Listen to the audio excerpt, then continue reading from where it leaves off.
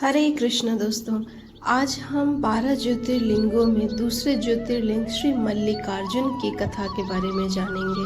सौराष्ट्रे सोमनाथम च श्रीशैले मल्लिकार्जुनम उज्जयिनां महाकालम ओंकारम अमलेश्वरम परल्यां वैद्यनाथम च डाकिन्यां भीमशंकरम सेतुबंधे तु रामेशम नागेशं दारुकावने वाराणस्यां तु विशेष्वं त्र्यम्बकं गौतमीतटे हिमालये तु केदारं कुष्मेशं च शिवालये एतानि ज्योतिर्लिंगानि सायं प्रातः पठेन्नरः।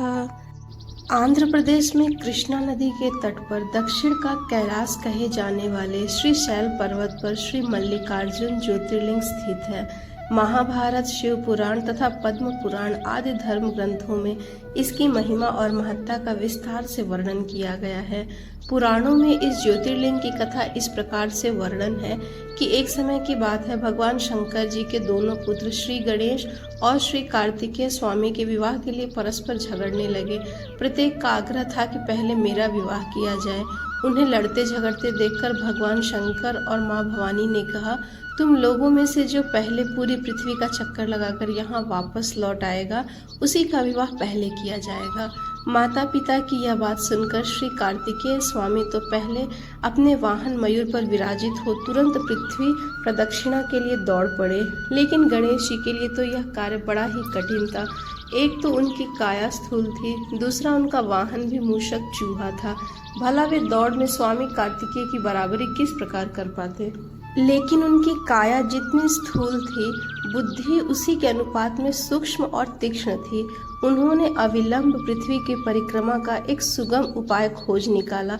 सामने बैठे माता पिता का पूजन करने के पश्चात उनकी 7 प्रदक्षिणाएं करके उन्होंने पृथ्वी प्रदक्षिणा का कार्य पूरा कर लिया। उनका यह कार्य शास्त्र उन्मोदित भी था। पितरोश्च पूजनम कृत्वा प्रक्रांतिं च करोति यः तस्य वे पृथ्वीजन्यम फलम भवति निश्चितम। जब कुमार कार्तिकेय पृथ्वी की परिक्रमा करके वापस आ रहे थे, तभी रास्ते में नारद जी ने उन्हें बहका दिया और कहा कि तुम्हारे माता पिता ने तुम्हारे साथ पक्षपात किया है।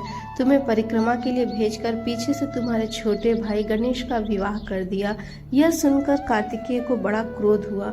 उन्होंने कैलाश पर्वत पर जाकर अपने माता पिता से इस पक्षपात के बारे में कहा और कार्तिकेय जी ने यह भी देखा कि गणेश जी का सिद्धि और बुद्धि नामक 2 कन्याओं के साथ विवाह हो चुका था और उन्हें क्षेम तथा लाभ नामक 2 पुत्र भी प्राप्त हो चुके थे।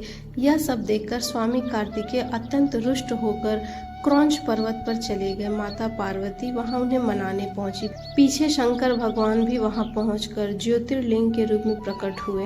जब कुमार को ज्ञात हुआ कि उनके माता पिता आ रहे हैं, तो क्रोधवश कार्तिकेय वहां से अन्यत्र चले गए। जब देवादिदेव महादेव जी ने अपनी प्राण वल्लभा देवी पार्वती के साथ वहां पधारे, तो कार्तिकेय को न देखकर बहुत दुखी हुए। तब वे दोनों ज्योतिर्मय रूप धारण करके क्रौंच पर्वत पर सदा के लिए प्रतिष्ठित हो गए। उसी दिन से वह पवित्र लिंग मल्लिकार्जुन नाम से जग प्रसिद्ध हुआ। मल्लिका देवी पार्वती का नाम है तथा अर्जुन शब्द शिव का ही समानार्थी है। उस दिन से मल्लिकार्जुन ज्योतिर्लिंग में शिव पार्वती का निवास माना जाता है। पुत्र के स्नेह के कारण शिव पार्वती हर पर्व पर कार्तिकेय को देखने वहां जाते हैं। हर अमावस्या को भगवान शिव व पूर्णमासी पर देवी पार्वती अपने प्रिय पुत्र कार्तिकेय के लिए मल्लिकार्जुन ज्योतिर्लिंग में पदार्पण करते हैं। मल्लिकार्जुन ज्योतिर्लिंग के दर्शन करने से सभी पापों से मुक्ति मिल जाती है। इनकी अर्चना सर्वप्रथम मल्लिका पुष्पों से भी की गई थी। मल्लिकार्जुन नाम पड़ने का यह भी प्रमुख कारण है। एक दूसरी कथा में यह भी कहा जाता है कि इस शैल पर्वत के निकट किसी समय राजा चंद्रगुप्त की राजधानी थी। किसी विपत्ति विशेष के निवारणार्थ उनकी एक कन्या महल से निकलकर इस पर्वतराज के आश्रम में आकर यहाँ के गोपों के साथ रहने लगी।